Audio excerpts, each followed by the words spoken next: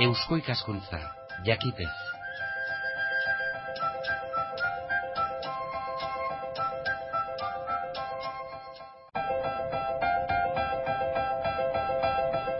Kultur arloa Euskal Herria irratian. Post-kronikak. Kronika egin ondoren, gai horretara berriro itzulita, ikerketa eta kronika periodistikoa. Kroniken ondotik, Alberto Barandieran, kazetariarekin hizketaldia. Hemen kultur arloan Eusko ikaskuntzarekin batera egiten dugun saioan Euskal Herria irratian. Post-kronikak Alberto Barandiaran kazetariak idatzia da, kazetari berria egunkarian, aurrez Euskaldunon egunkarian. Elkar etxeak atera du liburua Lekuko izeneko sailean. Kazetaria da Barandiaran eta errealitatea da kazetariaren langaia. Egia da, badaudela moduak eta moduak errealitate horri begiratzeko. Batez ere, kontutan hartuta gertaerek badutela euren aurrekoa eta badutela gehienetan ondorio ere. Gertaerak eguneroko prentsan edota eguneroko kazetaritzan etorri bezala joan egiten dira, utzi eta ahaztu egiten dira, egun bereko, egun bateko eta bakarreko loreak balira bezala askotan. Iraganden horretara itzuli, ahazten ez utzi, jakin beharreko iraunkorra dagoelakoan, horretan ari da Alberto Barandieran. Post-kronikak erakusten diguna beste zer baino lehenago, literatura egin ditekela egiten dela fantasiarik gabe ere, fikziorik gabeko literatura badagoela, asmatzen ibili gabe. Alberto Barandieran. Kazetario, pixkate errealitatetik bizi gara, ez? Baina batzutan aipatzen da zer nun hasten den kazetaritza, nun hasten den literatura, eta nire uste literatura ere errealitatetik jaiotzen dela ere bai, ez? Gero egileen filtrotik pasatzen da eta fikzio bihurtzen da askotan, baina esperientziatik eta jaiotzen da. Nire liburu honetan kontatu nahi nuen pixkat, nik indako hainbat erreportajen ondorioz balako ezin egon bat geratu zitzaidara, iruditzen zitzaidarako gelditzen zila istorio batzuk, personaje batzuk edo argazki batzuk kontatu gabe, ezta? Eta ematen du kontatu gabe gelditzen dana desagertzen edo betiko galtzen dela, ezta? Kontatu egin behar dela edo eta bizkate obsesio txiki horrek bultzatu nindun hau itera eta errealitatean oinarrituta dago, hor dagoen guztia egia da eta hori. Baina egia da ere nire begien filtrotik pasatutako gauza dira, nik aukeratutako gauza dira neurri batean, ezta? Zu erreportaje bat egiten duzunean, zuk aukeratzen zuen norekin zegin zeri begiratuta, eta ne askotan gertatu zaite zein justua den hori, ezta? Zeuk aukeratzen dituzulako fokua nun jarri eta hori, eta askotan argitu gabe gelditzen dien gauza asko hor gelditzen dilako, ezta? Orduan, kazetaritza da errealitatetik jaiotako zuzer, baina nire begien filtrotik pasata. Baina literatura da aldi berean, nahi bada, ez dakite erretorikari gabe edo eder gailu handirik gabe, literaturekin, baina errealitateari leial izanez, uste dut, ez dakite genero nola definitzen diren, ez da, baina hoi bai sumatzen, errealitatea gurbildu bai, baina, badu balio literario esan edut. Egunez eguneko kazetaritzak izaten duena, iragankor izatearena, ez? Egunege hortan konsumitu eta kitxo gelditzen dena, eta hemen ja egonkortu, estabilizatu da, liburu bezala geldituta, eta hor badu da. Bai, hori formatua da, egia da, hor agertzen diren reportaje asko berez prensan argitatuta daudela, eta egia da, akaso atzian ere ni banuen sentsazio bat ere azkarregi pasatzen ote diren, azkarregin ahazten ote diren gauzak, ez? Egun batien da. Eta honek ematen dio beste poso bat, ez? Liburu batean dago eta bilduak eta hori, ezta? Baina egia da, hori galdetzen jaten esaten du beti, baina egia da kazetaritza bada tokia guztia idazteko eta hemen dagoen guztia prensan argitatuta dago. Beraz, badago tokia, badago aukera, badago bidea mota hontako reportaje egiteko ere bai. Kazetari esan dut, egiten den lan edo biltzen den errealitate hori ez beralako, egun bateko lore bezala, egun berean galtzen den lore edo konsumitzen den produktu baizik egonkortziak berak ere, esan dakoarekin lotuta, errekuperatze hori. Bai, hori importante da. Ni bintzat iruditzen zaite hitz idatziaren balioa ni hortan sinisten dut. Esan dute, gauzak bildua, jasota, geratzea eta imprimatuta, ez da? Netzako importantea da, eta horratzean badago hori ere bai. 5 relato dira, 5 kronika, lehendabizi Luz Goñi Ayestaran, Zirukiarra eta Auschwitz aipatuta infernuaren antonomasia esan ditek, ez da. Nikolasa berriz mutriko arrazena, beste infernu bat, Espainiako errepresiorena, Argentinako errepresioa zaretzen izan, hor noren bila ote zabiltzen beste bada, baina bide batez agertzen zaigu, esate baterako, Obanosko andere baten referentzia Armendariz. Laugarrena, Jesus Ulaiarren hilketaren inguruan, Madrigo atentadoa 2004ko martxoren 11koa.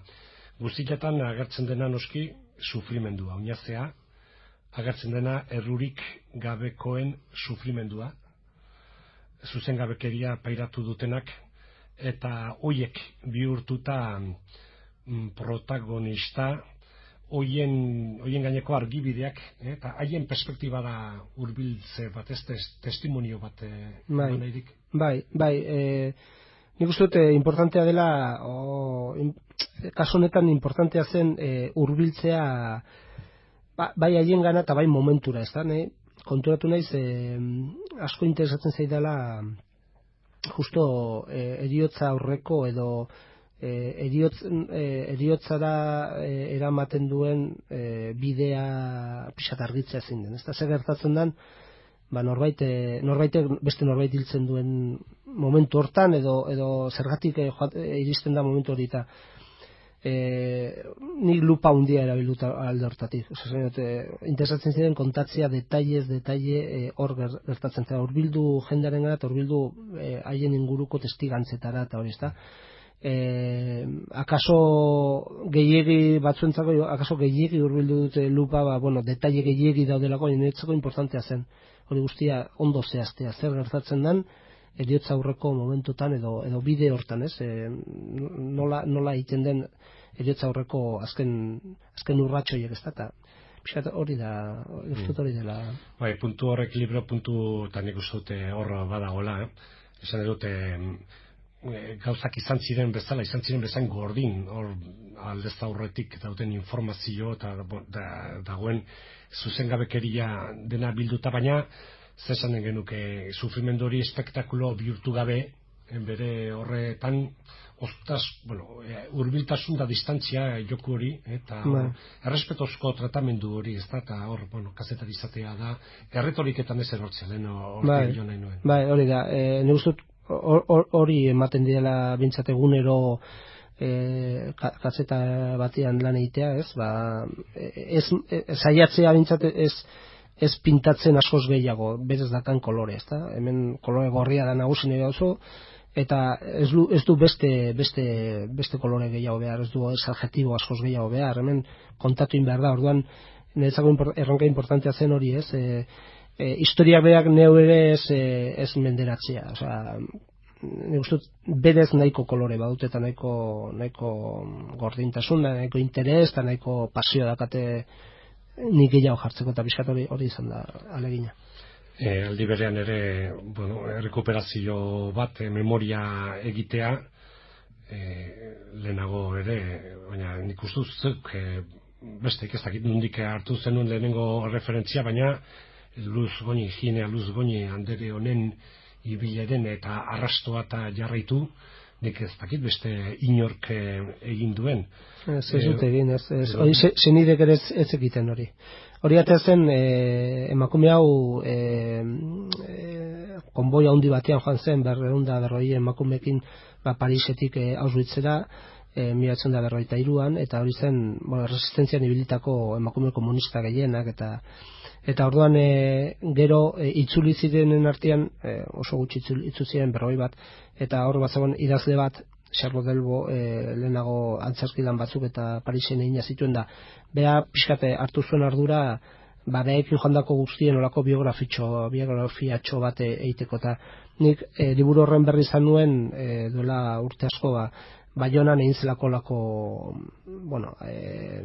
mainguru bat, eta horra aipatu zen Goni izeneko emakume baten zirankin jaiotako, eta orduan pixkat horren hortitiraka, hasi nintzen pixkat historia guztia berrosatzen, ez?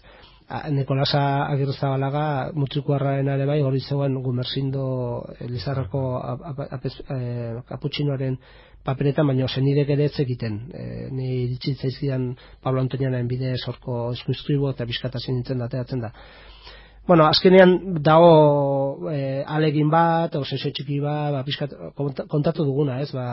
Ez ahaztea bakite gauza horiek askotan hainbeste errepikatzen poderioz gelditzen dira bizkate utxal bezala, ez ahaztearen garrantzia. Niretako importantea da kontatzea historia txikiak, kontatzen delako... Finkatzea.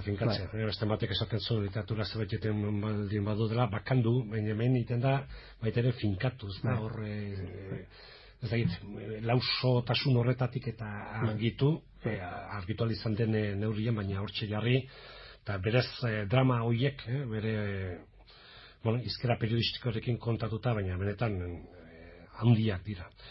Hirugarrena Argentinan, liburu alen autik jagina duzu, ez dugu aztu. Ez zaigu aztu. Eta, hortik aritik oraindik beste datu batzuk, eta, eta ezintasuna jarraitu beharko da, baina bentsat, zer dut Argentinan, fenomeno bat bada, hor memoriak errekuperatzeko nahi borontate bat badago, eta horiek etorliteke. Emakumeak, aurreko biak, urruntasun denboran bentsat urrun xamar, Argentinako kasua, espazioz bentsat urrun, naiz euskal jatorriko jende azetari zaren, laugarrena aldiz denboran, 30 urte dira, baina hendik gertu dago, eta batez ere geografikoki hemen gurean gertatu da, eta hori ja beste gauza batez ari gara, Ulai Artzenaren hilketaz ari gara, baina gertuko hauek, bestak ez bezala, oraindik tabu dira, eta hortaz izendatzeko, eta aurrez aurre horri begiratzeko ausardia, behar da, ausardia hartu du. Bai, niri tokatu zitzaidan 2004an haren omenaldia idatzi behar izatea periodikorako, eta niri impresio handia intzian zegoen tensioa, deno lan bide honetan haitzen garen guztio ezautzen dugun tensioa, goizian Ezker Abertzale ditutako manifestazioan bintzate elkarretatzen di bat, eta arratsaldean Libertalia taldea beste elkarretatze handi bat antolatu zuen, herria hutsik, herria tentsioz beteta, eta ni zinegona ez, baina duda handia sortu ditzaidan hori nola kontatu behar nuen, eta saiatu nintzen, bizi izan nuna kontatzen, transmititzen, baita ere kolore gehiago jartzen, baina eta orduan, konturatu nintzen, nik orduko atentatu hori 79 hilketa hura, ez nula nik ondo gogoan, nahiz eta ingurukoa izan, nahiz eta aita eta garai hartako jende hori ezagutu, eta orduan interesgarri dituzien, obintzaten nahi piztu dituzien, ordukoek nola kontatu zuten da, pixkat kazetariaren barne mekanismoak ere pixkat nola egiten dion aurrek kazetari batek olako egonari, nola kontatu behar da, ze jarre hartu behar da, eta pixkat egin nuen saiatu nintzen egiten olako, haiek nola egin zuten da, nik nola egin nuen da, pixkat orduan haiek galdetu nien da. Nik uste kazetaritzaren bidez alako garaiaren alako argazki nahiko fidela atatzen dara bai. Besten begiak eta orduan begiratu zutenen perspektiba hartuta, errealidade hori hor, eta nik izitzen dut hendik tabu hori hortxe dago, hendik ez da dena, ez da urruti ere ez da dena, inondik ere esana. Baina hor badago testimonio bat, eta, bueno, hurbiltze nik uste zintzo bat. Bestea berriz, bosgarrena, diferente, hor, zesan dugu biktima kolektiboa, oso kolektibo ondia, zoritxarrez, Madrilen da hau ere, oin 5 urte, 2004an izandako martxoren 11ako atentaduan, perspektiba bat ere, hemen ez daude biktimak personalizatuta, baizik, hor bilaketa lana bera edo, kazetari sena ere, batean ere hortxe dago, nola Iruñetik lehenengo momentutik, gertaerak izan ziren tokira gertalikura joan nahia eta bertara hurbiltzeko bultzada hori da. Eta ezin bai, askotan ezin hurbildu edo ezin egin, eta odo nahiko erreflejo ez izan da, gero gelditu eta zenbat historia gelditzen dira pixkate erreflejo faltagatik, eta pixkate hori da, barne mekanismoi buruzko lako gogoeta bat ere, bai, ez dute kazetari askori gertatzen zitzaiola, o gertatzen zaizkiolako gauza, pentsatzen dut, bai. Alberto Barandieran, Post-kronikak izeneko liburua, Elkar etxiak ateratakoa Lekuko izeneko bilduman. Hemen mintzatu gara Alberto Barandiarekin geure kultura arlo honetan. Euskal Herria Irratian, astez aste eusko ikaskuntzarekin batera egiten dugun saioan.